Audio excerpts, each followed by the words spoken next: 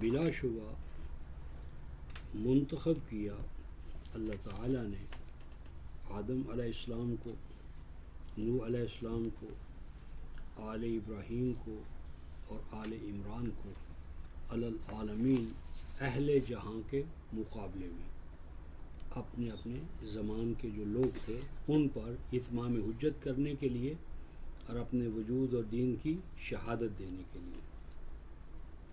اور یہ جو انبیاء تھے یعنی آدم، نوح، آل ابراہیم کے انبیاء، آل عمران کے انبیاء، ان کی حالت یہ تھی، کیا تھی؟ ذریتاً بعضھا من بعض، یہ ایک دوسرے کے بیٹے، ایک دوسرے کے باپ، یہ ایک ہی سلسلہ آدم ہے، ان میں سے کوئی بھی سلسلہ آدم سے الگ نہیں ہے۔ یعنی اس میں قرآن پہلی بات یہ کہہ رہا ہے کہ مسیح ابن مریم بھی اسی سلسلے میں شامل ہے، اور ذریۃ من بعضھا من بعض، یہ ذریت یعنی پہلے کیا ہوں گے؟ ذریت عمران، پھر ذریت ابراہیم، پھر ذریت نوح، ذریت آدم، یہ ایک ہی سلسلے کی کڑی ہیں، ان میں سے کوئی ایسا نہیں ہے جو اس سلسلے سے خارج ہو۔ آپ دیکھیں گے اسی ان آیات میں اور آگے چل کر سورہ الانعام میں سیدنا مسیح کو آل داؤد کا فرد قرار دیا گیا ہے، یعنی ان کا سلسلہ جو ہے، سلسلہ نسب پہلے داؤد تک پہنچا ہے، داؤد سے پھر ابراہیم تک، ابراہیم سے نوح تک، تو یہ ایک انسان کا سلسلہ ہے، خدا یا خدا کے بیٹے کا سلسلہ نہیں ہے، سلسلہ نسب۔ ذریۃً بعضھا من بعض، یہ اولاد تھے ایک دوسرے کی، یعنی اگر والد ہے تو دوسرا مولود ہے، باپ ہے تو بیٹا ہے، کوئی چچا ہے، کوئی تایا ہے، تو یہ ایک ہی سلسلہ آدم ہے، سلسلہ انسانی ہے، ان میں سے کہیں بھی مافوق حوالے سے کوئی فرد داخل نہیں ہوتا۔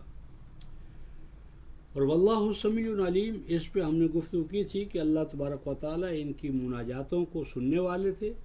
کیا معنی؟ یعنی جب بھی ان پر کوئی مشکل وقت آتا تھا تو یہ اللہ کو پکارتے تھے، یعنی وہ اللہ کے بندے تھے، عاجز و ناتواں، اور ان کی مشکل کشائی کون کرتا تھا؟ اللہ کرتا تھا۔ اللہ ان کی پکاروں کو، دعاؤں کو سننے والا تھا، ان کی پکاروں کا جواب دینے والا تھا۔ تو یہ بشر تھے، انسان تھے، محتاج تھے اللہ تبارک و تعالیٰ کے، اور اللہ تبارک و تعالیٰ ان کے حاجت روا اور مشکل کشا تھے۔ اور علیم، ان کے پاس علم نہیں تھا، علیم تو اللہ کی ذات ہے، ان کو جو کچھ ملا اللہ تعالیٰ کی علیم ہونے سے ملا، یعنی ان کا علم بھی مستعار تھا، اور ان کی جو مقبولیت ہے یا دعائیں ہیں تو اپنی ذات میں نہیں تھی، وہ ان کا بھی قبول کرنے والا کوئی اور اللہ تھا، یعنی یہ اللہ کے بندے اور عاجز اور ناتواں، اور اس کے ہی سامنے اپنے علم کو، قدرت کو، طاقت کو حاصل کرنے کے لیے دعائیں کرنے والے تھے۔ یہاں تک ہم نے کیا تھا۔ آگے بات ہے کہ وہ وقت خاص طور پر اہمیت کا حامل ہے جب عمران کی بیوی نے اللہ تعالیٰ سے یہ کہا کہ اے میرے پروردگار، انی نظر، تو میں بلا شبہ نظر کر چکی۔ نظر یعنی یہود کے اندر یا بنی اسرائیل کے اندر کسی لڑکے کو یا مال کو یا جان کو یا وقت کو وقف کر دینے کے لیے، یعنی کہ یہ چیز جو ہے میں اس کو اپنے ذاتی مفاد کے لیے استعمال نہیں کروں گی، اس کا جو استعمال ہے وہ ہوا اجتماعی فلاح کے لیے۔ جس طرح ہمارے ہاں کیا ہے؟ اوقاف، ہمارے ہاں اوقاف ہے، ٹرسٹ ہے، کہ یہ بھئی میری جو جدوجہد ہے، محنت ہے، اس کے ثمرات میں وقف عام کرتا ہوں، تو اس سے یہ آج کی اس کو کیا کہتے ہیں؟ ٹرسٹ، تو میں وقف کرتی ہوں جو کچھ بھی میرے پیٹ میں مجھے معلوم نہیں ہے، اور محرراً اپنے حقوق سے، بطور والدہ میرے حقوق ہیں کہ وہ میری اطاعت کرے، فرما برداری کرے، میری خدمت کرے، میرے ساتھ رہے، تو میں اس سے اس کو آزاد کرتی ہوں۔ اور یہ جو منظور ہوتے تھے، یہ کیا ہوتا تھا؟ یہ بیت المقدس کی یا جو ان کا مرکز تھا اس کی خدمت کے لیے وقف ہو جاتے تھے، اور ان کو آپ اور کاموں میں استعمال نہیں کرتے تھے۔ لیکن ایک مسئلہ یہ بھی تھا کہ ان کے ہاں جو منظور ہوتے تھے نا، وہ لڑکے ہوتے تھے، لڑکیاں نہیں ہوتی تھیں۔ لڑکیوں کو وہ قبول نہیں کرتے تھے عام روایت کے تحت. یہ عمران پیغمبر تھے؟ نہیں، یہ عمران پیغمبر نہیں تھے، یہ عمران سیدنا مسیح کے نانا ہے، پیغمبر نہیں ہے. تو وہ لڑکوں کو قبول کرتے تھے، لڑکیوں کو قبول نہیں کرتے تھے. یہ BBC آ جائے گا کہ میں آزاد کرتی ہوں اپنے حقوق سے. تو غلط کسٹمز اس وقت آ چکے تھے؟ غلط نہیں تھا، یعنی دین کی خدمت کے لیے، قوم کی اجتماعی فلاح کے لیے کچھ افراد اگر ڈیووٹ کریں تو اس میں کوئی قباحت نہیں ہے. فتقبل منی، تو اصل میں فتقبل ہو منی ہے، تو یہ مفعول یہاں معذوف ہے، پس اسے تو میری طرف سے قبول فرما. انک انت السمیع العلیم، بلا شبہ تو پکار کو سننے والا اور اندر کی جو ہماری حاجات ہیں، ضروریات ہیں، ان کو جاننے والا ہے. فلما وضعتھا، جب وہ جو کچھ ان کے پیٹ میں تھا ان کا وضع حمل ہوا، وہ بچہ پیدا ہوا، تو کہا انہوں نے، یعنی والدہ نے، رب انی وضعتھا انثی، کہ اے اللہ میری تو مراد پوری نہ ہوئی، تو میرے ہاں تو جو پیدا ہوا ہے وہ لڑکی ہے، لڑکا نہیں ہے. تو میرے ہاں جو پیدا ہوا ہے وہ لڑکی ہے. وضعتھا، وضع ہوا ہے، پیدا ہوا ہے جو میرے پیٹ میں تھا. کیا پیدا ہوا ہے؟ انثی، لڑکی پیدا ہوئی، میں کیا کروں. اور یہ جملہ جو ہے معترضہ ہے. واللہ اعلم بما وضعت، وہ تو سمجھی تھی کہ یہ بیٹی ہے تو پتہ نہیں قبول ہوگی یا نہیں ہوگی، انفیریئر کمپلیکس میں مبتلا ہوئی. اور اللہ فرماتے واللہ عالم بما وضعت، اللہ ہی جانتا تھا کہ جو اس کے ہاں بچہ پیدا ہوا ہے، بچی پیدا ہوئی ہے، وہ کس شان کی ہے، وہ کیا کیا خدمات انجام دے گی، وہ کیا مقام پائے گی، یہ اللہ کے علم میں تھا، اس بیچاری کو علم نہیں تھا. اور فرمایا وَلَيْسَ الذَّكَرُ كَالْأُنثىٰ، یہ ایک قاعدہ نہیں ہے، ضابطہ نہیں ہے کہ ذکر جو انثیٰ کی طرح نہیں ہوتا. اس سے مراد کیا ہے؟ ذکر سے کیا مراد ہے؟ اس کے ذہن میں جو ذکر تھا، اس کے ذہن میں تھا ذکر ہوتا تو وہ یہ کرتا، اب یہ تو انثیٰ ہے، یہ کیا کرے، کچھ نہیں کر سکتی. فرمایا نہیں، لیس الذکر کالانثیٰ، اگر وہ ذکر پیدا ہوتا تیرے ہاں تو وہ اس کے وہ کام نہ کر سکتا جو اس نے کرنے ہیں.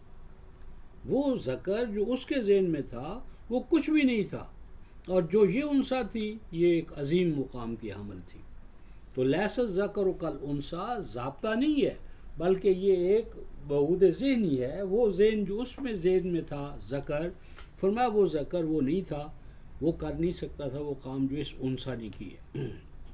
یہ جملہ جو ہے نا واللہ اعلم بما وضعت ولیس الذکر کالانثیٰ، یہ بریکٹ میں ہونا چاہیے. یہ بریکٹ ہے بین القوسین، یہ جملہ معترضہ ہے. یعنی یہ ہم اگر پنکچویشن لگائے نا، رب انی وضعتھا انثیٰ اور آگے وانی سمیتھا، یہ جو درمیان میں ہے یہ جملہ اللہ تبارک و تعالیٰ کی طرف سے ہے، ایک تدارک کے طور پہ، استدراک جیسے ہم کہتے ہیں. وانی سمیتھا مریم، اور میں اس کا نام رکھتی ہوں مریم.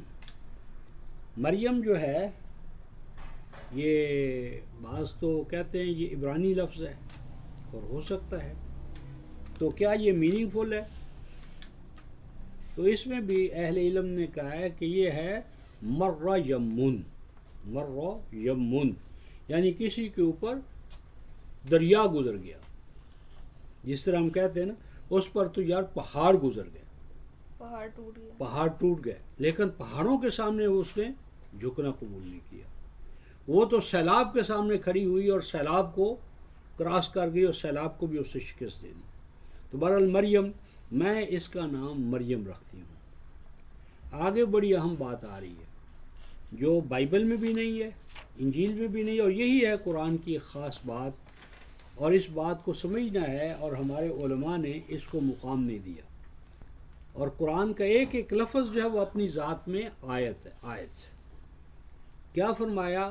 یہ اللہ تعالیٰ انباء غیب میں بتا رہا ہے، یہ یہود و نصارہ کے پاس نہیں ہے یہ خبر. کیا فرمایا تھا کہ میں اس کا نام مریم رکھ رہی ہوں. نمبر 2، وَإِنِّي أُعِيذُهَا، اور میں اسے اے اللہ آپ کی پناہ میں دیتی ہوں. ہاں سے کیا مراد ہے؟ مریم. اور بیکا سے کیا اللہ تعالیٰ، اے اللہ میں آپ کی پناہ میں دیتی ہوں اس کو، یہ آپ کی پناہ میں آئے، آپ کی حفاظت میں رہے، شیطان سے، شیاطین سے، ابالیس سے، اے اللہ اس کی حفاظت فرمانا۔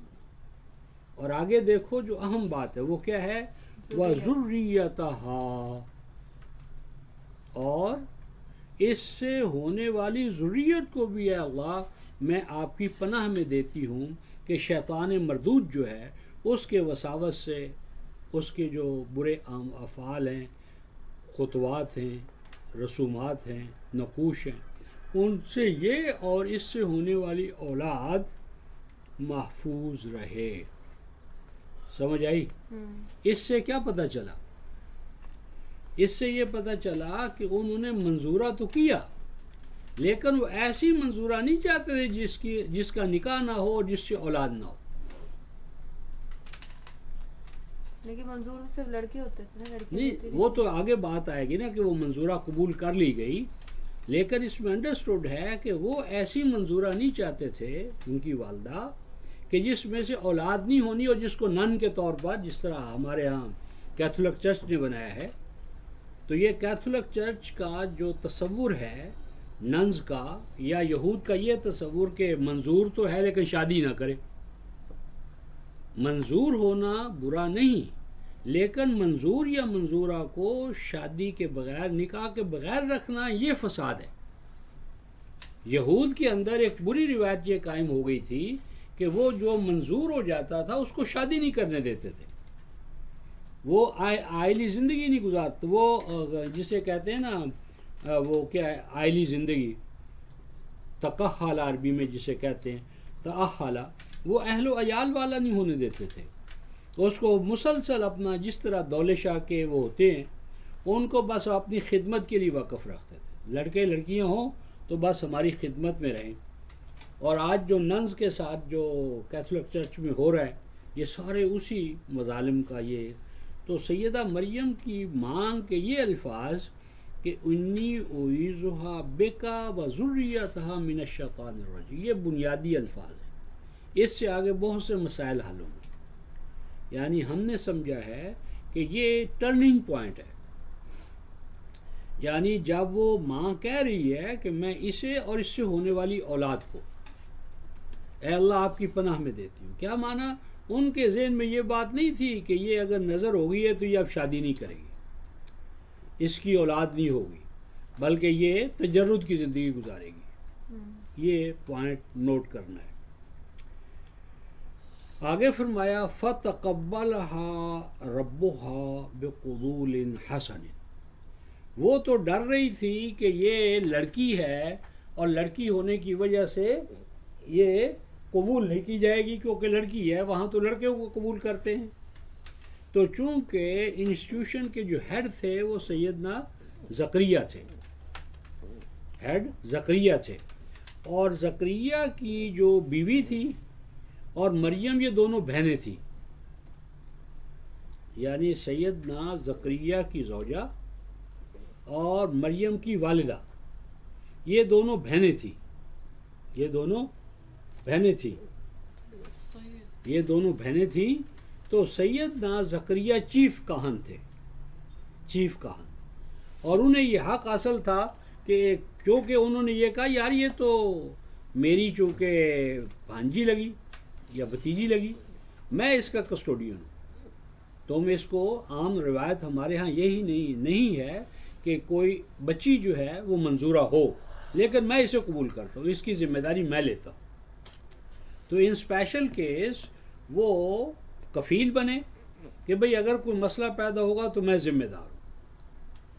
اس لیے فَتَقَبَّلَهَا رَبُّهَا بِقُبُولٍ حَسَنٍ، قبول کر لیا اللہ تبارک و تعالیٰ نے اس لڑکی کا منظورہ ہونا بقبول حسن، بہترین انداز میں، یعنی اس پر بجائے اعتراض ہونے کے اس کو بڑے اچھے الفاظ میں، بڑے اچھے جذبے کے تحت سرٹیفکیٹ دے دیا گیا کہ اس کو ہماری انسٹیٹیوشن یا ادارہ جو ہے وہ قبول کرتا ہے، اور ہمارا ادارہ اس کی یہ جو تربیت اور تعلیم اور اس کی کفالت جو ہے وہ قبول ہے۔ فتقبلها ربها بقبول حسن، تو قبول کر لیا، ایکسیپٹ کر لیا اللہ تعالیٰ نے اس بچی کو بہتر انداز میں قبول کرنا۔ اور اللہ تعالیٰ کے قبول کرنے سے کیا مراد ہے؟ سیدنا زکریا کا قبول کرنا۔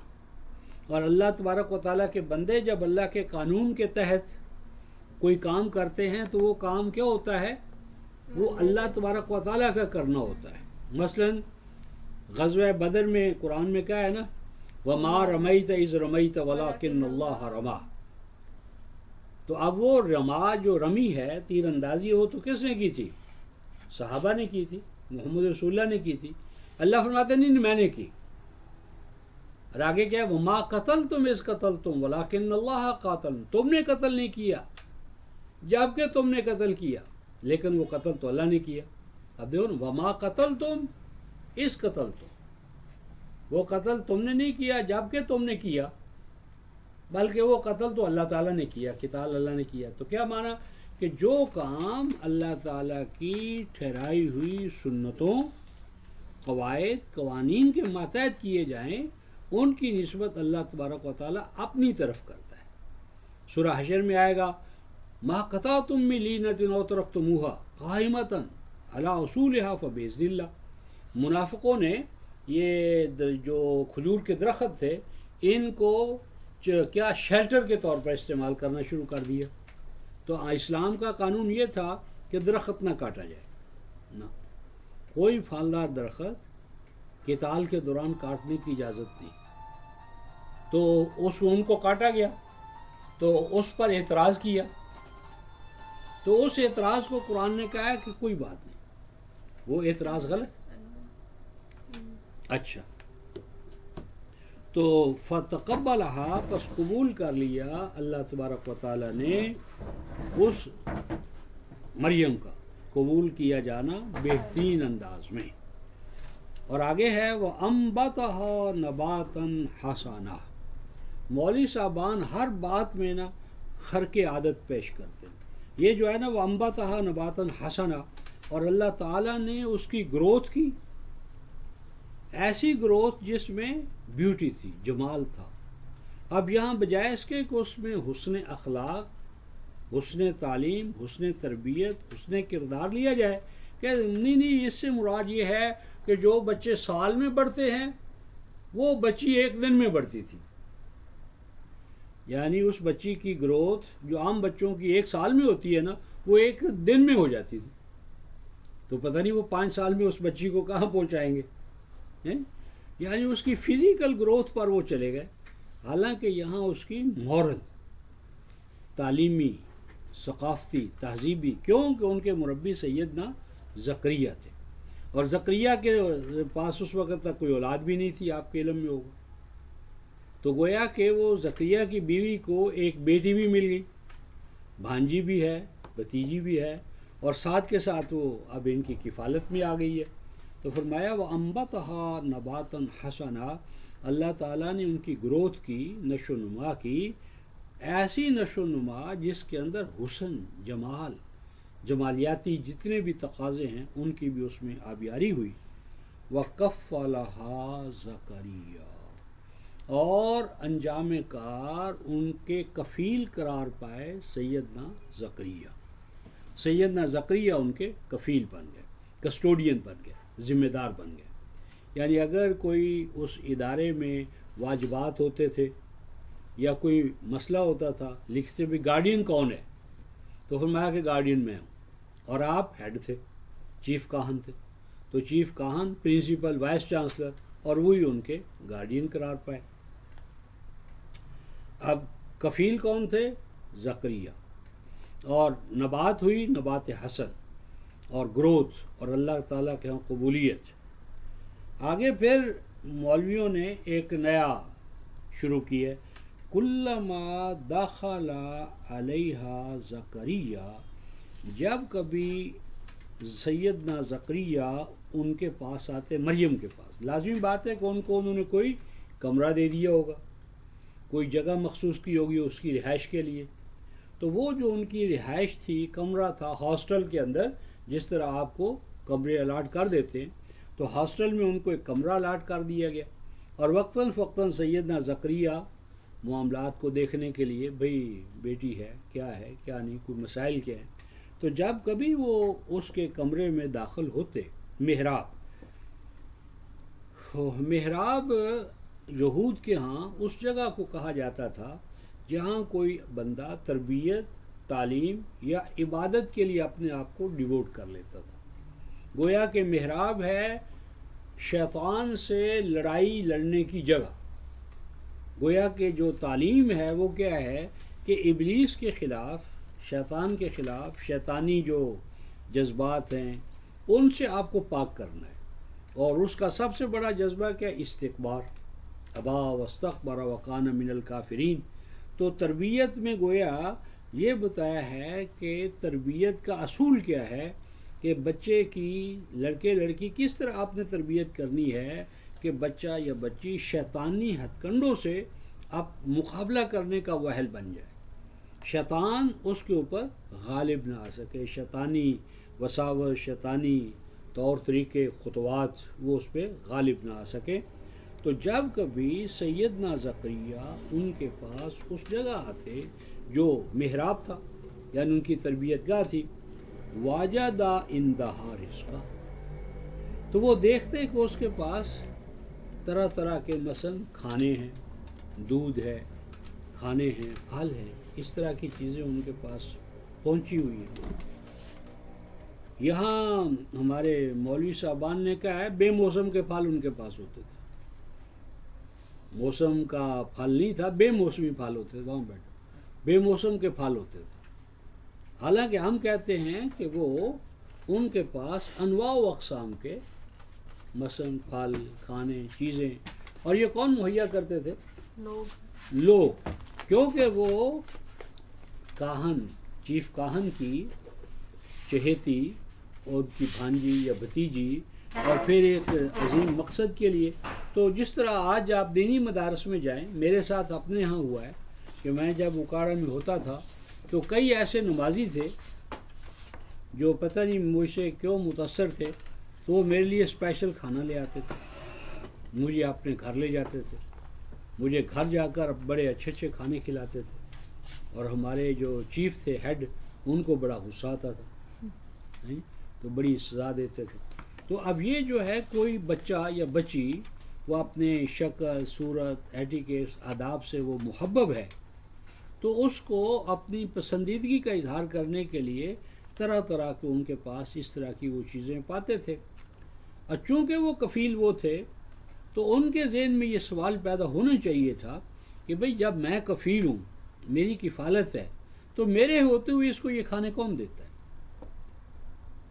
بچی کے حوالے سے یہ گارڈین کو فکر کرنا چاہیے کہ بھئی گارڈین میں ہوں اور کوئی بچی کو آ کر کپڑے دے کر جا رہا ہے، کوئی جوتا لا کر دے رہا ہے، کوئی پھل ادما، تو یہ کہیں اس کو مس گائیڈ تو نہیں کر رہے، کہیں اس کا کوئی غلط ارادہ تو نہیں ہے جو یہ اس طرح کا یہ کام ہو رہے ہیں۔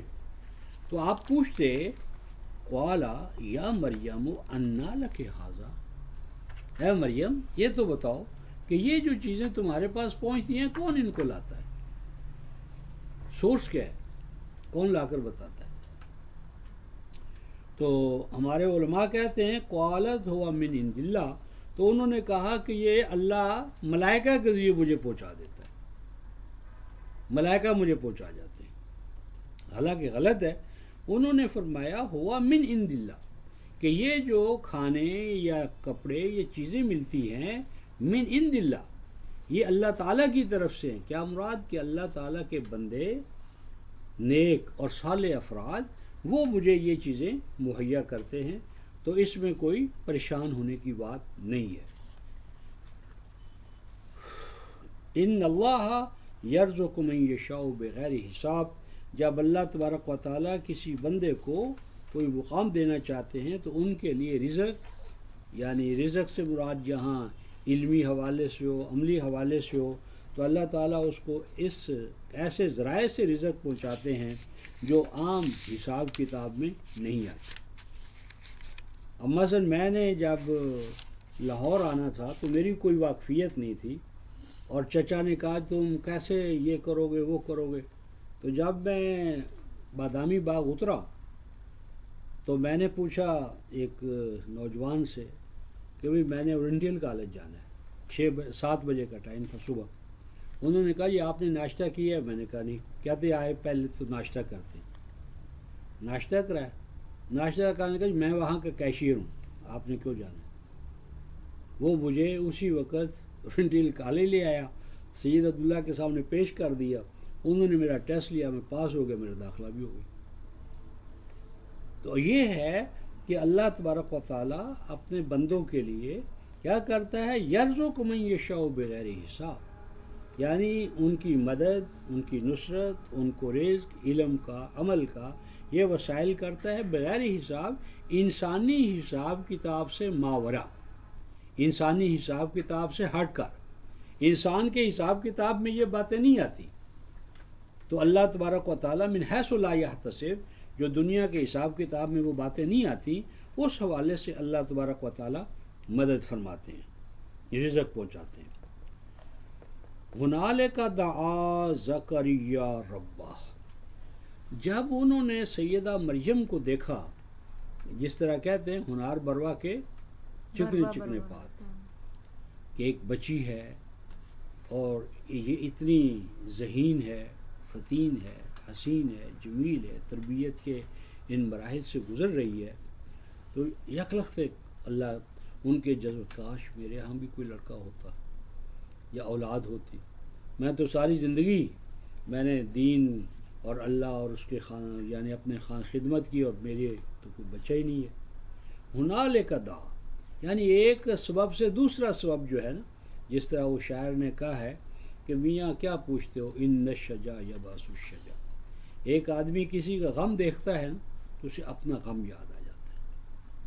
ایک غم جو ہے وہ دوسرے غم کو انگیخ کرتا ہے. تو ایک اچھی سچویشن کسی, یہ حسد نہیں ہے, یہ غبطہ ہے کہ آپ کے پاس ایک نعمت ہے تو اس کے زوال کی بجائے اے اللہ اس کو بھی مبارک ہو اور مجھے بھی اس نعمت سے نواز. یہ غبطہ ہے. غبطہ مقبول ہے یعنی, اور حسد جو ہے وہ مردود ہے. کرنے والا بھی مردود ہوتا ہے, اور جذبہ محرکہ بھی ہمیشہ رقابت, جنگ یعنی منفی رہتا ہے, کوئی اچھا. تو ہنالک, اس کیفیت کو پا کر, اس سچویشن کو دیکھ کر بے ساختہ زکریا کے دل میں یہ جذبہ پیدا ہوا, اے اللہ. ہنالک, اس وقت اس سچویشن میں پکارا زکریا نے اپنے رب کو. قالا, کہا, اے میرے رب, حبلی من لدنک ذریۃ طیبہ. ربے کے نیچے جو زیر ہے نا, اصل میں تھا ربی, اے میرے رب. حبلی, عطا کر مجھے, من لدنک, اپنی جناب خاص سے, ذریۃ طیبہ. یوں نہیں فرمایا رب حبلی من کا ذریۃ طیبہ, من لدن کا کیوں کہا؟ اس لیے کہ ظاہرہ حالات ان کے ساتھ نہیں تھے. خود بوڑھے تھے, وامراتی عاقر, اور بیوی کے ہاں بچہ پیدا نہیں ہوا تو وہ سمجھے کہ شاید یہ اس قابل نہیں ہے کہ اس سے بچہ پیدا ہو. تو اس لیے من لدن کا کہہ رہے ہیں کہ عام حالات میں گنجائش تو نہیں ہے, عام حالات میں یہ مجھے دعا تو نہیں کرنا چاہیے, لیکن تیری رحمت سے تو بعید نہیں ہے. تو رب حبلی, اے میرے پروردگار, عطا کر جناب خاص سے, من لدن کا, اپنے خصوصی اہتمام سے, ذریہ, دعا, اولاد. صرف اولاد نہیں چاہیے. ہم اولاد کے لیے تڑپتے ہیں اور کچھ پتہ نہیں ہوتا کہ اس اولاد سے ہمیں دکھ ملے گا یا راحت ملے گی. قرآن نے سورہ توبہ میں کہا ہے کہ اولاد تو ہوتی ہے لیکن لیعذبھا, وہ عذاب کا ذریعہ بن جاتی ہے اولاد. اگر اس کی تعلیم اور تربیت صحیح نہ ہو اور اولاد بدراہ ہو جائے تو وہی اولاد عذاب بنتی ہے ماں باپ کے لیے. تو انہوں نے فرمایا کہ میں اولاد تو چاہتا ہوں لیکن اولاد نہیں, صرف ذریۃ طیبہ, ایسی اولاد عطا فرما جو طیب ہو. طیب کا معنی کیا ہوتا ہے؟ سازگار, جس طرح زمین طیب ہوتی ہے جس میں فرٹیلٹی ہو، پیداواری صلاحیت ہو، زرخیزی ہو، تو مجھے اولاد چاہیے جو میرا مشن ہے، پروگرام ہے. سورہ مریم میں فرمایا نا، یارثنی و یارث من آل یعقوب واجعلہ رب رضیہ. مجھے ایسی اولاد چاہیے جو میرے پاس جو علوم ہے اور میرے پاس جو آل یعقوب سے روایات، علم، حکمت چلی آ رہی ہے، ان سب کا والی و وارث ہو. اور آگے کیا ہو، واجعلہ رب رضیہ. صرف یہ نہیں کہ علم پڑھ لیا، ممبر پر بیٹھ گئے، باپ کی سیٹ پر بیٹھ گئے، نہیں. کیا؟ واجعلہ رب رضیہ. اور اے اللہ وہ اولاد تیرے ان سب چیزوں سے تیری رضا کی طالب ہے. یعنی گویا دنیا میں شہرت ہیں جی، یہ نہیں، رضا الہی. اے میرے پروردگار وہ تیری رضا کی طالب. ذریۃ طیبہ انک سمیع الدعاء. اور بلا شبہ میرا ایمان ہے کہ آپ دعاؤں کو سننے والے. یہاں سننے والے سے کیا مراد ہے؟ استجابت. کیونکہ اگر دعا سن لی تو کیا ہوگا؟ دعا سن لی ہم نے، قبول نہیں کیا. دعا سن لی ہے، درخواست دی تھی نا ہم نے، بھائی پڑھ لی ہم نے، بس ٹھیک نہیں. سمیع الدعا کا معنی یہ ہے کہ تو پکار کو سننے والا اور قبول کرنے والا ہے، اور اس کے اسباب جو ہیں وہ مہیا کرنے والا ہے. تو سمیع الدعا صرف آپ کی ذات ہے. اور وہ فرمایا کہ ایک ایسا لمحہ تھا کہ ایک طرف انہوں نے دعا کی، فَنَادَتْهُ الْمَلَائِكَةُ وَهُوَ قَائِمٌ يُصَلِّي فِي الْمِحْرَابِ. ابھی وہ دعا ہی کی حالت میں تھے. اپنا جو ان کا خاص حجرہ تھا یا جگہ تھی، ممبر تھا جہاں پر وہ قوم کو خطاب کرتے تھے، اس مقام پر ابھی وہ دعا ہی کر رہے تھے کہ اللہ تبارک و تعالیٰ کے ملائکہ انہوں نے آواز دی. فنادت الملائکہ، پکارا اس کو ملائکہ نے. اے زکریا، جب پکارا تو حال کیا تھا؟ وَهُوَ قائم، وہ قیام کر رہے تھے، قیام کی حالت میں تھے. یصلی فی المحراب. تو بعضوں نے یہ کہا ہے کہ یہ دعا انہوں نے حالت قیام میں صلاۃ ہی میں کی تھی. یعنی وہ انفرادی صلاۃ، اللہ تعالیٰ کے حضور میں صلاۃ ادا کر رہے تھے اور قیام کی حالت میں تھے، اور قیام کی حالت میں انہوں نے دعا کی. اس لیے بعض فقہا نے یہ کہا ہے کہ انفرادی صلاۃ میں انفرادی دعائیں کرنا یہ ممنوع نہیں ہے، ہونی چاہیے. ہمارے ہاں تحیات کے اندر، سجدوں کے اندر، تسبیحات کے بعد پرسنل دعا جو ہے وہ مانگنی چاہیے، اور اللہ تبارک و تعالیٰ اپنے بندوں کے لیے ان کی دعاؤں کو قبول کر کے اپنی الہ العالمین ہونے کا ثبوت فراہم کرتے. تو قیام کی حالت میں تھے، صلاۃ کر رہے تھے، اور محراب میں تھے، عمل صلاۃ محراب میں ہو رہا تھا، اور عین اسی دوران ملائکہ انہوں نے پکارا، جواب دیا وہ جو دعا مانگ رہے تھے. اور وہ کیا تھی پکار جو ملائکہ نے اس کو کی؟ فرمایا کہ ان اللہ. یہ ان اللہ منصوب کیوں ہے قرۃ العین؟ انا کی وجہ سے. انا کیوں نہیں کہا ان اللہ یبشرک بیاہی؟ جملے کے شروع میں وہ تو انا آتا ہے نا. ایک تو شروع میں، دوسرا یہ ہے کہ یہ جو قالا وغیرہ کے بعد ہو تو انا ہوتا ہے، عالمہ کے بعد ہو تو انا ہوتا ہے، صدر کلام میں تو انا ہوتا ہے، وسط کلام میں ہو تو انا ہوتا ہے. یہ چونکہ وسط کلام ہے اس لیے ان اللہ. بلا شبہ اللہ تبارک و تعالی یبشروں کا بشارت دیتا ہے آپ کو. اللہ تعالیٰ بشارت دے رہا ہے آپ کو، بشارت دیتا ہے. بشارت کس کو کہتے ہیں؟ خوشخبری. ہاں، خوشخبری. تو بشرہم بعذاب علیم،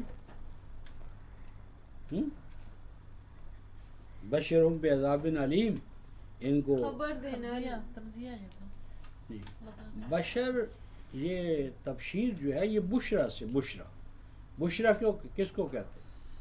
تو خوشکن کوئی کہتے ہیں بشر، لکم البشرا، اس طرح. وہ الف کے ساتھ ہے. یہ ہے بے شین رے اور گول کے بشرا. اچھا بشر کب بنا ہے انسان؟ جب پہلے دن سے بشر ہے. جب غلطی ہو گئی. حل عطا علی الانسان حین من الدہر لم یکن شیئا مذکورا. انسان پر ایک ایسا دور گزرا ہے کہ وہ انسان کہلانے کا اہل نہیں تھا. اینٹیٹی نہیں تھی. ہم؟ اینٹیٹی نہیں تھی. انسان نہیں تھا لیکن انسان بننے کی طرف جا رہا تھا. تو بشرا جو ہے نا، بشرا یہ ہے، یہ جو ہمارے قیام کے بعد یہ جو ہمارا چہرہ ہے، یہ چہرہ اور چہرے کے ساتھ یہ جو ہماری کھال ہے، یہ جو آج ہماری کھال ہے ضروری نہیں کہ پہلے بھی تھی، پہلے اس کی ایک اور حالت تھی، قرآنی میں آئے گا. تو بشرا کو جو چیزیں متاثر کریں وہ بشارت ہوتی ہے. وہ مثبت بھی ہو سکتی ہے خبر اور منفی بھی ہو سکتی ہے. جس خبر کو سن کر مثبت حوالے سے آپ کے رونگٹے کھڑے ہو جائیں، یا خوف اور ہیبت کی کوئی خبر ہو اور اس سے بھی رونگٹے کھڑے ہو جائیں، تو بشرا مثبت حوالے سے بھی ہو سکتی ہے، منفی حوالے سے بھی ہو سکتی ہے. یہاں مثبت حوالے سے ہے کہ اللہ تبارک و تعالیٰ آپ کو بشارت دیتے ہیں. اور بشارت کس کی دیتے ہیں؟ بے یحییٰ. یحییٰ کا لفظ ہی کیا ہے؟ زندہ، زندگی عطا کرنے والا، زندہ. یہ فعل مضارع ہے. یحییٰ کیا معنی؟ سراپا حیات، سراپا حیات. ایک ایسا بچہ دے گا، ایک ایسا وہ انسان ہوگا کہ جو سراپا حیات ہوگا، سراپا زندگی، سر سے پاؤں تک وہ زندہ ہی زندہ ہوگا. مصدقاً بکلمۃ من اللہ و سیداً و حصوراً و نبی من الصالحین. اور وہ تصدیق کرنے والا ہوگا، مصدقاً تصدیق کرنے والا ہوگا، بکلمۃ من اللہ ایک اور کلمے کی جو اللہ تعالیٰ کی طرف سے ہوگا. یہ بہت اہم ہے. بکلمۃ من اللہ مراد اس سے ہے سیدنا مسیح ابن مریم. اور اس کو عیسائیوں نے بھی اور مسلمانوں نے بھی بکلمۃ من اللہ کو یہ سمجھا ہے کہ مسیح اللہ کا ایک کلمہ تھا، اللہ کا کلام تھا، اور اللہ کا کلمہ صرف مسیح ہے. اسی سے لوگوس کا عقیدہ آیا ہے عیسائیوں میں کہ باقی سب تو مخلوق ہیں اور مسیح کیا ہیں؟ کلمہ ہیں، کلمۃ اللہ. مسیح کو روح اللہ بھی کہتے ہیں اور کلمۃ اللہ بھی کہتے ہیں. تو چونکہ وہ کلمۃ اللہ ہیں اس لیے عیسائیوں نے تو کہا وہی ہے خالق اور مخلوق کے مابین واسطہ، وہ کلمہ. تو یہ بڑا اہم ہے. قرآن اس کو یہاں کیوں لا رہا ہے، اور یہ پوری جو صورت ہے اس میں اس کو خاص طور پر انڈر لائن کرنا ہے کہ بکلمۃ من اللہ وہ تصدیق کرنے والا ہوگا اللہ تعالیٰ کے ایک کلمے کی، ایک کلمے کی. حالانکہ اللہ تعالیٰ کے کلمات تو ہم دیکھیں گے کہ وہ گنے ہی نہیں جا سکتے. لا تعد ولا تحصی، دو مقام پر قرآن میں، سورہ کہف میں آئے گا اور سورہ لقمان میں، کہ اگر اللہ تعالیٰ کے کلمات کو تم لکھنا شروع کر دو، جتنے جن بشر ہیں وہ کاتب بن جائیں، اور جتنے سمندر ہیں وہ سیاحیاں بن جائیں، اور جتنے درخت ہیں ان کی کلمے بن جائیں، تو لن تنفذ کلمات ربی ولو جئنا بمثلہ مددا. تو اللہ تبارک و تعالیٰ کے کلمات پھر بھی لکھے نہیں جا سکے. تو ان کلمات میں سے ایک کلمہ مسیح ہے. کوئی ایسی بات نہیں ہے کہ وہ نعوذ باللہ اس کلمے کی وجہ سے خدا بن گئے. تو ایک کلمے کی جو من اللہ ہوگا اس کی وہ سچ کا تصدیق کرنے والے ہوں گے. نمبر 2 سیدان، وہ سردار ہوں گے. کون؟ سیدنا یحییٰ. وہ حصوراً، حصوراً ڈاکٹر اسرار کا ایک پیٹ جملہ تھا. حصور کا معنی ہمارے ہاں کیا گیا ہے کہ وہ شادی نہیں کریں گے. حصوراً، حصور کا معنی کہ عورتوں کے پاس نہیں جائیں گے، عورتوں کی شادی نہیں کریں گے، ساری زندگی تجرد کی زندگی گزار دیں گے. حالانکہ قرآن حکیم نے انبیاء کے بارے میں فرمایا وَجَعَلْنَا لَهُمْ أَزْوَاجًا وَذُرِّيَّةً، کوئی نبی نہیں کہ جس کے لیے اللہ تبارک و تعالیٰ نے زوجہ، ازواج اور ذریہ جو ہے وہ نہ کیا ہو۔ یہ ہمارا جو مسکنسیپشنز ہے نا انبیاء کے باب میں، ان میں اس کا بھی بڑا مقام ہے۔ تو یہ ازواجم و ذریہ، یہ دیکھو یہ آیا ہے کہاں؟ سورت ہاں سورہ ہے، اس میں پڑھو جو ہے نا، یہ 306 صفحہ دیکھو، سورہ رعد ہے اور آیت نمبر 38 ہے۔ وَلَقَدْ أَرْسَلْنَا رُسُلًا مِّن قَبْلِكَ، کہ ہم نے آپ سے پہلے رسول بھیجے تھے، رسول آئے تھے۔ اور آگے دیکھیں وَجَعَلْنَا لَهُمْ أَزْوَاجًا وَذُرِّيَّةً، اور کوئی رسول ایسا نہیں ہے جس کی بیویاں رسولوں کی بیویاں تھیں اور رسولوں کی اولاد تھی۔ کوئی رسول لاولد نہیں تھا، کوئی نبی جو ہے، رسول جو ہے وہ ازواج کے بغیر نہیں تھا۔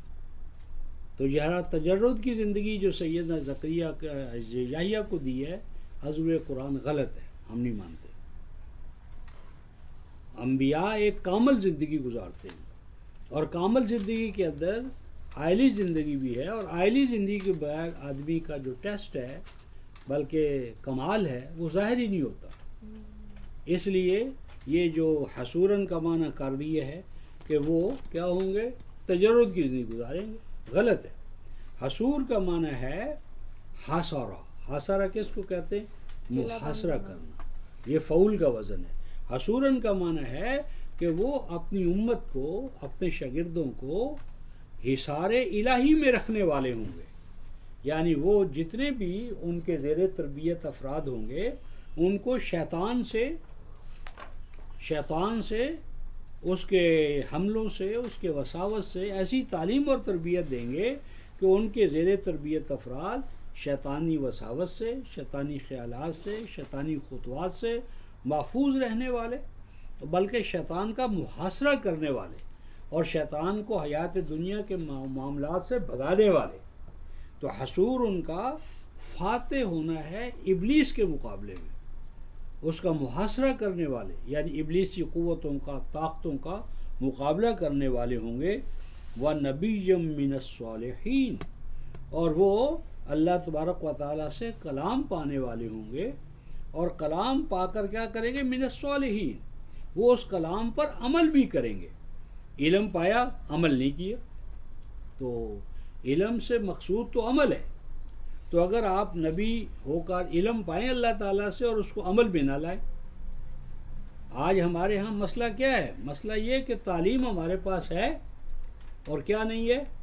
تربیت۔ علم مقصود بھی ذات ہے، حالانکہ علم سے مقصود تو عمل ہے۔ تو آج مدارس کے اندر، یونیورسٹی اور خانوں کے اندر بنیادی ڈرا بیک کیا ہے؟ تربیت نہیں ہے، علم ہے، اور تربیت کے بغیر بات ہی نہیں بن سکتی۔ تو فرمایا نبی ہوں گے، اور مزید برآں یہ ہے کہ وہ اس نبوت پر عمل کرنے والے اور اس طرح ایک عملی نمونہ مہیا کرنے والے ہوں گے۔ اب جب انہوں نے یہ دعا مانگی اور اللہ تعالیٰ نے قبول کر لی، تو انسان کی، خواہ وہ نبی ہی کیوں نہ ہو، یہ انسان کا ایک عجیب مسئلہ ہے۔ جب اللہ تعالیٰ نے بشارت دی کہ بھئی تیرے ہاں ایسا ہوگا، تو جھٹ کہنے لے کیسے ہوگا؟ یعنی جب دعا مانگی تھی تو اس وقت نہیں سوچا کہ بھئی میں کیا دعا مانگ رہا ہوں، دعا تو میرے حالات کے مطابق نہیں ہے، میں قد بلغت من الکبر، میں بوڑھا ہو چکا ہوں، عمراتی آخر، تو اس وقت تو نہیں کہا میں یہ دعا کیسے مانگ رہا ہوں۔ جب اللہ تعالیٰ نے قبول فرما لیا، بشارت دے دی، تو کہنے لگے رب انا یکون لی غلام، اے اللہ آپ مجھے بشارت دے رہے کہ میرے ہاں بیٹا کیسے پیدا ہو سکتا ہے، کیسے ہوگا بھی بیٹا؟ یعنی یہ انسان کا عجیب پہلو ہے کہ جب مانگتا ہے تو اس وقت نہیں سوچتا کہ جو میں مانگ رہا ہوں وہ ضابطے میں آتا ہے یا نہیں آتا. جب مالک دینے کا فیصلہ کرتا ہے، وعدہ کرتا ہے، ہو یہ کیسے ہوگا، یہ حیرانی بھی تو ہوتی ہے نا. کیسے ہوگا، کیسے ہوگا. اور یہاں غلام کیوں کہا، یہی میں پوچھوں. ولد کیوں نہیں کہا. غلام جب اللہ تعالیٰ کسی کو مثلا جب ابراہیم کو بشارت دی 2 دفعہ تو غلام کا، غلام حلیم اور غلام علیم، بلکہ من وراء اسحاق یعقوب ان کو بھی غلام کا، یہاں بھی غلام کا. غلام ہوتا اس وقت ہے جب وہ جوان بھی ہو جائے اور اس کی مونچھیں اور داڑھی بھی نکل آئے، یعنی اتنی عمر ہو اتنی عمر ہو. اور جب اللہ تعالیٰ نے کہا کہ ہم تجھے غلام کی بشارت دیتے ہیں تو اس میں 2 چیزیں، نہ صرف بچہ پیدا وہ جوان بھی ہوگا. بچہ ہونا اتنا خوشی کا باعث نہیں ہوتا جب تک کہ یہ نا میاں لمبی عمر پائے گا، یعنی کہ جوان ہو. فوت نہیں ہوئی. اگر پیدا ہوا اور فوت ہو گیا تو بشارت تو مکمل نہ ہوئی. غلام کے لفظ سے جہاں بھی اللہ نے بشارت غلام کی دی، ولد کی نہیں دی، تو اس میں انڈرسٹوڈ ہے کہ نہ صرف پیدا ہوگا بلکہ جوان ہوگا، بھرپور جوانی کو پائے گا. تو چلو جوانی تو دیکھ لیں، جوانی کے بعد کیا ہوگا وہ تو بعد کا مسئلہ ہے. ماں باپ اتنی بات بڑی ہے کہ وہ جوان ہے، جوان رانا ہے. تو جوان میرے ہاں یہ جوان کیسے پیدا ہوگا. رب انا یکون لی غلام وقد بالغنی الکبر، اور مجھے تو بڑھاپے نے پکڑ لیا، بڑھاپا آن پہنچا ہے. بالغنی الکبر یعنی یوں نہیں فرمایا کہ میں بوڑھا ہو گیا ہوں، یہ نہیں میں بوڑھا ہو گیا ہوں. بالغنی الکبر یعنی بڑھاپے نے مجھے آ لیا ہے. وہ کسی نے دیکھا نا کہ ایک بابا جی ذرا ٹیڑھی کمر ہے، جا رہے ہیں تو کہنے لگا بابا جی یہ آپ کو تیر کمان کہاں سے ملی ہے. کہتے بیٹا تمہیں ہاں؟ ملے گی free تو ہے. فرمایا بیٹے یہ کوئی لینے کی چیز نہیں ہے، تمہیں خود ہی مل جائے گی.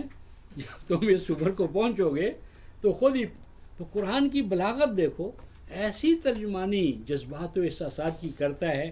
یوں نہیں کہا کہ میں بڑھاپے کو پہنچ گیا ہوں. بالغنی الکبر، بڑھاپا ملا. بڑھاپے نے مجھے یاد پہنچا ہے، بڑھاپا میرے پاس آ گیا ہے. بڑھاپا یعنی انسان کو جس طرح ہم کے استاد فرمایا کرتے تھے کہ ہم کہتے ہیں بچہ جوان ہو رہا ہے، ہم بڑھ رہے ہیں. تو فرمایا کہ ہم تو اپنے منطقی انجام کی طرف پہنچ رہے ہیں. ہر روز ہماری عمر میں کمی ہوتی ہے. کمی ہو رہی ہے. کیا ہے، گھڑیال یہ دیتا ہے منادی، گردوں نے گھڑی عمر کی ایک اور گھٹا دی. تو قبر کے قریب پہنچ رہے ہیں ہم ہر روز، ہر لمحہ. بات بالغنی الکبر، کبر نے مجھے آ لیا ہے. وامراتی عاقر، اور بیوی جی کے بارے میں یہی سمجھ آ رہا ہے کہ اس کے بچہ پیدا ہونے کے امکانات نہیں ہیں. اچھا تو اب اللہ تعالیٰ نے کیا کہا، قال کذالک، یہ آگ کی رن جو آگ کی رات تن جو نہیں یہ کچھ صفات ہیں کہ جو عورتوں ہی کے ساتھ خاص ہیں، وہ مرد اس میں نہیں آتے، تو وہ مذکر ہی کا صیغہ ہوتا ہے. مثلا حامل یا مرضع، دودھ پلانے والی. تو اب دودھ مرد نہیں پلاتا تو اس کو مرضعن کہتے ہیں. آدمی کے لیے یہاں عقیم ہوتا. ہاں تو اس کے لیے کیا ہے، تو یہ لفظ جو عورتوں کے ساتھ خاص ہیں وہ ہم وہ مذکر ہوں گے تو بھی اس سے. اسی طرح مثلا معلوم ہوتا ہے عربوں کے ہاں عورت کو خلیفہ نہیں بناتے تھے، اس لیے تائے تانیث لگ گئی ہے خلیفہ، لیکن ہے وہ مرد. تو عورتوں کے تو اسی طرح کچھ الفاظ ہیں جو عورتوں کے ساتھ خاص ہیں، کچھ مردوں کے ساتھ خاص ہیں. تو وہ عورتوں کے ساتھ جو خاص ہیں وہ مذکر ہو کر بھی عورتوں ہی کے ساتھ مخصوص ہوتے ہیں. ان میں سے آخر حامل مرضع، حامل بھی اس میں سے ہے. ہی حامل، ہی حاملۃ نہیں کہیں گے، حاملہ مفہوم ہی اور ہو جائے گا. ہی حامل، ہی حامل، یہ حاملۃ نہیں کہیں، حاملہ کا اور مفہوم ہو جائے گا. اسی طرح وامراتی آخر قال کذالک، کذالک کو سمجھو، کذالک کیا، آگے جوڑا کذالک اللہ یفعل ما یشاء۔ کذالک اللہ یفعل ما یشاء کا کیا معنی ہے کہ اللہ ہمیشہ جو بانجھ عورتیں ہوتی ہیں ان کو اولاد دیتا ہے، اللہ ہمیشہ ایسے ہی کرتا ہے، ایسا نہیں ہے۔ یہاں پر پنکچویشن کے حوالے سے گڑبڑ ہے، اور یہ امکان میں مانتا ہوں، ہونا چاہیے قال کذالک، کذالک اللہ یفعل ما یشاء۔ اور یہ پنکچویشن کی میں تمہیں ایک مثال دیتا ہوں قرآن حکیم میں، تاکہ علی وجہ البصیرت تم کسی سے بات کر سکو۔ وَلَقَدْ ہمت بِهِ وَهَمَّ بِهَا لَوْلَا أَن رَّأَىٰ بُرْهَانَ رَبِّهِ كَذَٰلِكَ لِنَصْرِفَ عَنْهَا السُّوءَ وَالْفَحْشَاءَ إِنَّهُ مِنْ عِبَادِنَا الْمُخْلَصِينَ۔ دیکھو کیا ہے، وَلَقَدْ ہمت بِهِ، کیا ہوا؟ اس نے اس کا ارادہ کیا اور اس نے اس کا ارادہ کیا۔ غلط، یہ پنکچویشن غلط ہے۔ وَلَقَدْ ہمت بِهِ، ہمت بِهِ کے بعد وقف ہے، یہ غلط ہے، ہونا چاہیے وَلَقَدْ ہمت بِهِ، یہ پنکچویشن ہو گیا نا۔ اس عورت نے یوسف کا پختہ ارادہ کر لیا کہ اس کو میں ورغلاؤں گی، غلط کام کے لیے آمادہ کروں گی، اس نے اس کو غلط کام پر آمادہ کرنے کا پختہ عزم کر لیا، یہ ایک بات ہو گئی۔ آگے وَهَمَّ بِهَا، وَهَمَّ بِهَا لَوْلَا أَن رَّأَىٰ بُرْهَانَ رَبِّهِ، اور سیدنا یوسف بھی ارادہ کر لیتے بشرطے کہ انہوں نے برہان الہی کو نہ دیکھا ہوتا۔ یہ لولا جو ہے گویا انہوں نے دیکھ لیا تھا برہان الہی کو، لہٰذا انہوں نے برائی کا ارادہ نہیں کیا، یعنی سیدنا ابراہیم یوسف نے ارادہ برائی کیا ہی نہیں ہے، یہ ہے اصل۔ اب اس کا ترجمہ پڑھو، اور البتہ عورت نے فکر کی اس کی اور اس نے فکر کی عورت کی، آگے وہ نشان۔ اب یہ ترجمہ غلط ہے، وَلَقَدْ ہمت بِهِ، اس نے ارادہ کر لیا، وَهَمَّ بِهَا لَوْلَا أَن رَّأَىٰ بُرْهَانَ رَبِّهِ، اگر اس نے برہان الہی نہ دیکھا ہوتا تو وہ بھی کر لیتا، اس نے کیا ہی نہیں۔ لیکن یہ مترجم بتا رہے ہیں کہ اس عورت نے اس کا ارادہ کی، فکر کی، اور اس نے فکر کی عورت کی۔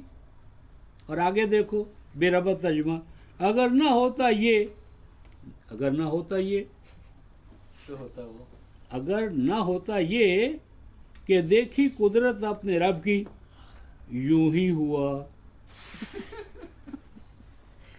یوں ہی ہوا۔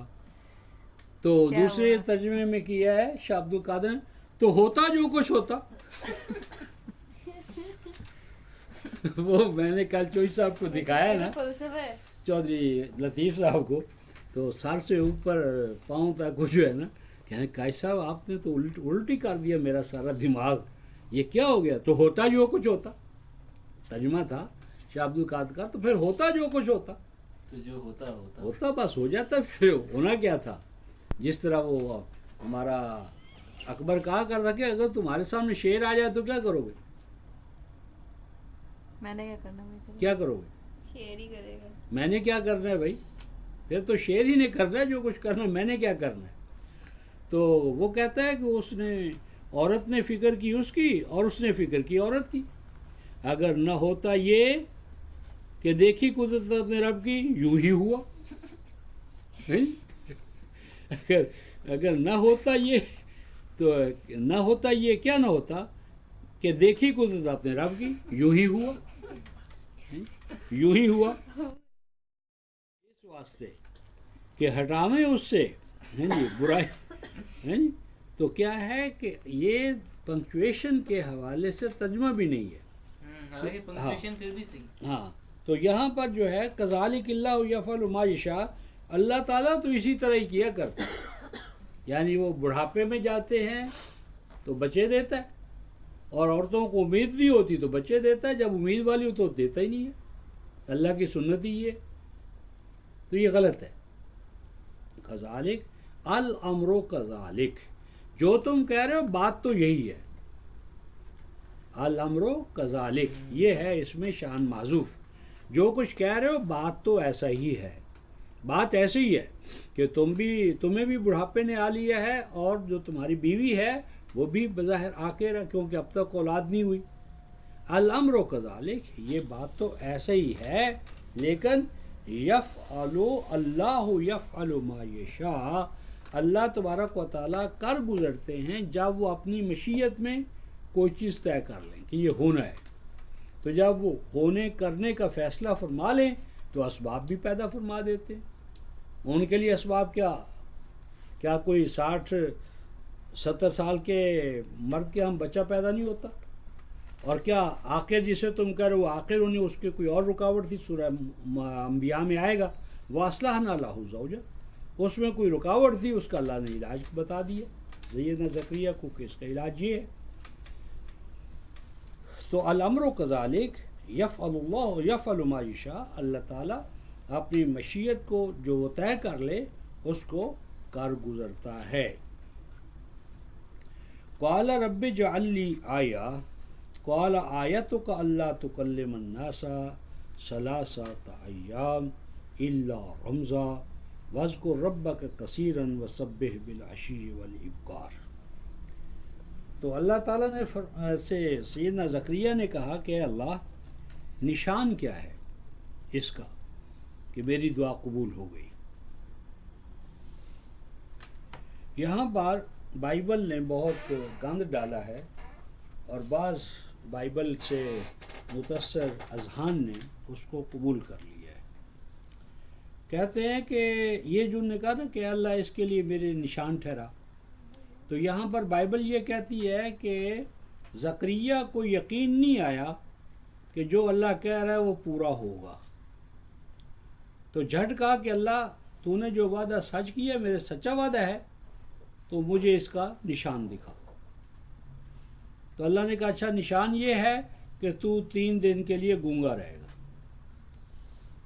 تو بولنا چاہے گا بول نہیں سکے گا، تو کلام نہیں کر سکے گا، تو کلام نہ کر سکے گا، تو یہ دلیل ہے، یہ نشان ہے کہ تیری دعا قبول ہو گئی۔